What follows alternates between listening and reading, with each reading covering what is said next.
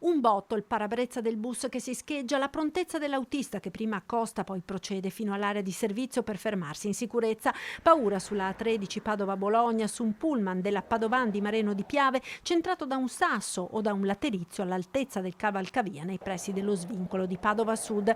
A bordo 35 persone che dalla Marca stanno andando in gita a Urbino. È mattina presto, non sono neanche ancora le 7 ed è ancora buio. Nel traffico scarso del sabato mattina ci sono però numerosi pullman in transito verso sud. Sono i bus noleggiati dalla CGIL per portare a Roma delegati e lavoratori alla manifestazione nazionale. Alla guida di uno di quei bus Roberto Benetti della Battistuzzi, che all'area di servizio di Bologna si ferma a parlare con il collega che così gli racconta l'accaduto. Mi è arrivato un sasso dalla cavalcavia e mi ha fatto vedere appunto il cristallo davanti rotto.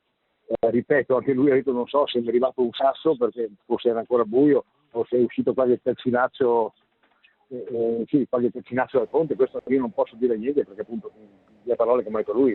E anche nell'area del servizio, ad esempio, c'era un camionista lituano con lo stesso problema, aveva tutto il cristallo rotto davanti. Anche un altro mezzo, dunque, un camion straniero, ha avuto il parabrezza rotto. Da cosa? Ora dovranno accertarlo le indagini. Sul posto, per gli accertamenti, la polizia stradale di Padova. 2 le ipotesi al vaglio: dei sassi lanciati dal cavalcavia o dei calcinacci che potrebbero essersi staccati dal manufatto. Ipotesi ben diverse, ma entrambe alquanto inquietanti. Dopo le verifiche, il pullman ha potuto comunque continuare il viaggio, portando a destinazione i turisti. All'autogrill, a parlare con i trevigiani del bus diretto a Urbino, anche alcuni delegati della CGIL, che in un primo momento hanno anche ipotizzato che proprio i pullman del sindacato fossero il bersaglio. Quando siamo arrivati alla prima area di sosta, poi abbiamo ascoltato l'autista che ha raccontato l'episodio e la sua preoccupazione era bianco perché ha detto se sfondava il vetro sarebbe stata una strage.